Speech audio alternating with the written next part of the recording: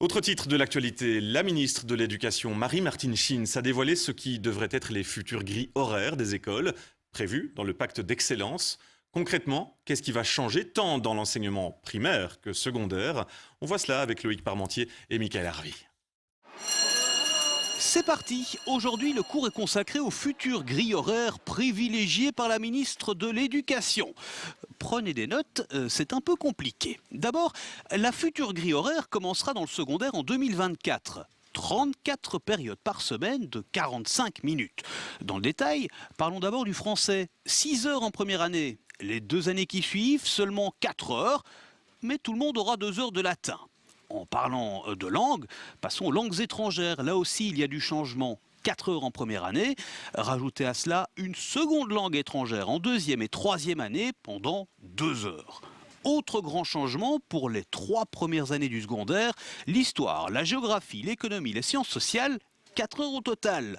Enfin, 2 heures de remédiation, renforcement sont également prévus. Allez, on met toutes les notes au propre, quelques secondes de récré pour s'aérer l'esprit et nous prenons la route de l'école primaire. Bonjour les enfants. Pour la grille horaire de l'école primaire, 2 changements majeurs. Des cours de langue étrangère dès la 3e année primaire, 2 heures. Et puis en 5e et 6e année, un peu plus de sport, 3 heures au total. Des changements en primaire qui commenceront en 2020. Voilà pour la nouvelle grille horaire privilégiée par la ministre de l'Éducation. Elle devra bien sûr passer un examen. Et sa cotation, le vote des députés en Fédération Wallonie-Bruxelles. Comment réagissent ce soir les directeurs d'école, les professeurs, mais aussi les parents d'élèves? Sont-ils convaincus par ces changements? C'est un reportage de Loïc Parmentier et Michael Harvey. Retour sur les bancs d'école pour analyser la proposition de la ministre de l'Éducation. Nous avons demandé à 3 interlocuteurs de coter la nouvelle organisation des cours, soit la future grille horaire. Premier regard avisé, celui du CEGEC, les pouvoirs organisateurs de l'enseignement catholique. Leur note 8 sur 10 pour l'équilibre trouvé entre les différentes matières qui seront enseignées. Globalement pertinent, compte tenu des grandes orientations qui ont été fixées dans le pacte d'excellence. On a décidé d'avancer vers un tronc commun, de privilégier la maîtrise d'un certain nombre de savoirs de base. Et la proposition qu'elle nous fait intègre cela dans un bon point d'équilibre, me semble-t-il.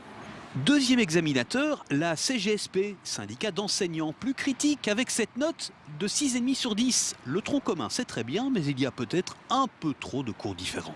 On a voulu sacrifier aucun cours. On sait qu'il y a eu des lobbies et des professeurs de géographie, des professeurs d'histoire, des profs d'éducation physique. Je vois la ministre a essayé de satisfaire l'ensemble. Mais du coup, sa grille est un tout petit peu trop large. Et pour les enseignants, ça va être compliqué à gérer. Dernier avis, celui de la FAPEO, les parents d'élèves de l'enseignement officiel. La note 9 sur 10, c'est excellent. Il faut dire qu'ils ont participé à la création du pacte d'excellence. Mais attention, la grille horaire, c'est la forme, pas le fond. Maintenant, c'est la suite du travail qui va être intéressant, c'est-à-dire le contenu des référentiels, c'est-à-dire de définir quel est pour finir l'essentiel de ce que nos enfants doivent connaître à 15 ans. Récapitulatif des notes sur cette grille horaire privilégiée par la ministre de l'Éducation. 8 sur 10 pour les directions d'école, 6,5 pour les enseignants, 9 sur 10 pour les parents d'élèves.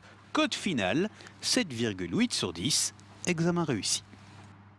Et dans le pacte d'excellence, une des idées est donc de regrouper les cours d'histoire et de géographie. De nombreux professeurs s'y opposent. Une pétition en ligne a déjà recueilli 1000 signatures.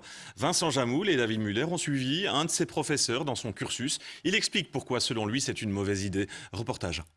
Vous étiez ici en fait dans un ancien méandre de l'Ourthe.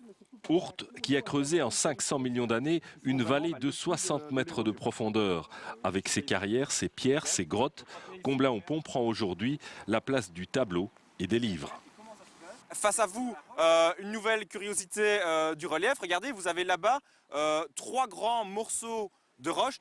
Le meilleur point de vue sur la vallée, c'est l'ancien cimetière. Tiens, et si on enterrait les cours d'histoire et de géographie ? Ah bah non, ça c'est justement le combat que je mène. Voilà, vraiment la créate aujourd'hui, c'est vraiment qu'on se retrouve dans une espèce de cours fourre-tout où on mêlera l'histoire, la géographie, les sciences économiques et les sciences sociales.